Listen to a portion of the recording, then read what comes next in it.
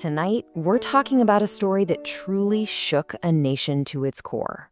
It starts on what should have been just another ordinary evening, with an ordinary walk home, but it ended in an unimaginable tragedy, one that exposed a profound and terrifying betrayal of trust.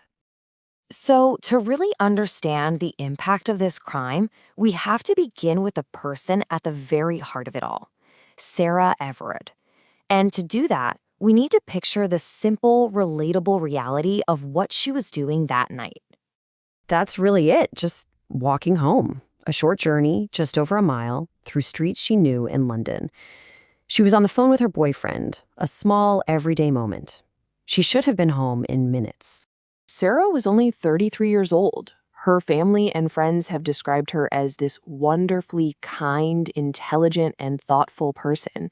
She was a marketing executive who was so deeply loved. She was just a person, living her life with a whole future right there in front of her. And when you look at this, you realize Sarah was doing everything that society tells women to do to stay safe. She wore bright clothes. She had her phone out. She stuck to the main, well-lit roads. She was being careful. She was taking every single precaution. She did nothing wrong. Because the danger that was waiting for her that night, well, it wasn't something she could have ever seen coming. The threat came from a place that no one is ever supposed to have to fear. And this, right here, is where we get to the central, horrifying core of this case, a disgusting abuse of power. This wasn't just some random attack. No, this was a calculated crime carried out by someone society is raised to trust implicitly. Now, you have to remember the context here.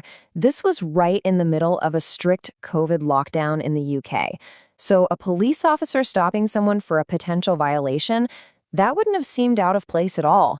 It was actually a plausible, almost expected use of their authority at the time. This was the man who stopped her.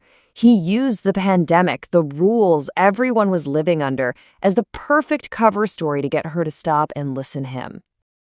And this is the part of the story that is just so unbelievably chilling. This wasn't an impersonator. This wasn't some guy in a fake uniform trying to commit a crime. He was a serving Metropolitan Police firearms officer, on duty. The warrant card he showed her, the uniform he wore, the very symbols of safety that would make Sarah or you or me comply without question, those became the weapons he used against her.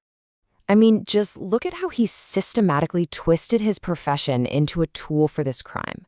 He created a fake arrest under the guise of COVID rules, he used his real police-issued warrant card to prove his authority, and he used his police-issued handcuffs to restrain her. These weren't props. They were the actual tools of his job, turned into instruments of pure terror. The judge, during sentencing, used those exact words. And really, there's no better way to describe it. It perfectly captures what this was. It wasn't just an attack on one woman.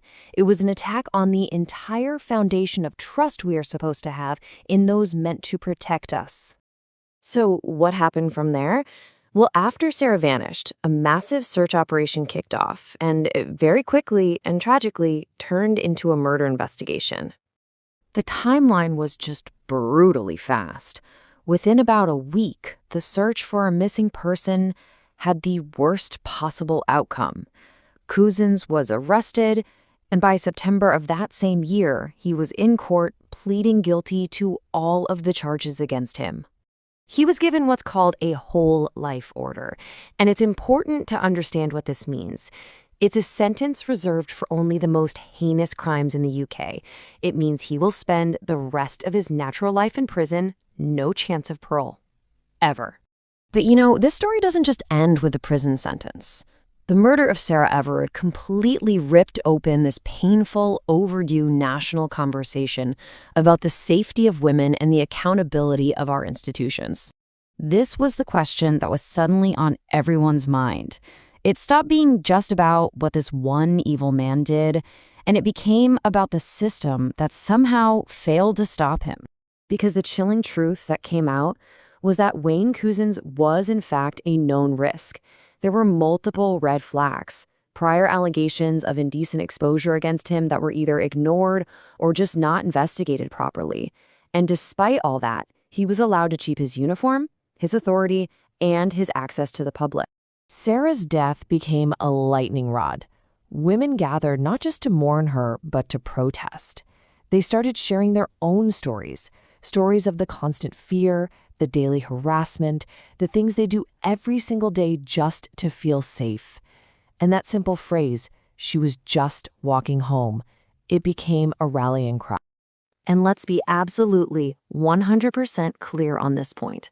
Sarah Everard was not responsible for what happened. She didn't take a risk. She wasn't being careless.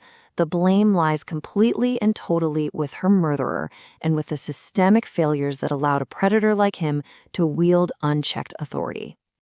Ultimately, when you strip away the headlines, the trial, and the national debate, you're left with a human life that was stolen. A life that had value, that had purpose, and that was loved. And that right there is the most important thing to remember. Sarah Everard mattered.